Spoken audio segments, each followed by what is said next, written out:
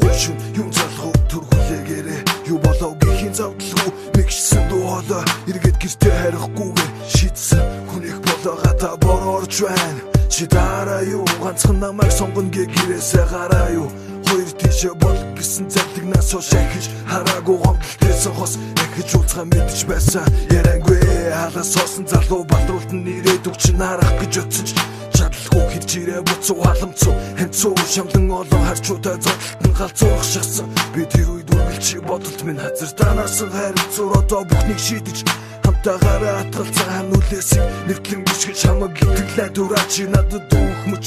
навцаараа чи тэр ингэж хэлээд юуш дуурахгүй үлдсэн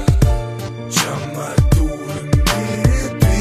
чамаас бусдын мэдэхгүй чамдан дүүрэн хувцас байж чамдаг сэтгэл дуусаагүй чамаа дүүрэн би чамаас бусдын мэдэхгүй чамдан дүүрэн хувцас байж чамдаг сэтгэл дуусаагүй Хорвогийн хамгийн сайхан хүүхнүүдийг шанаад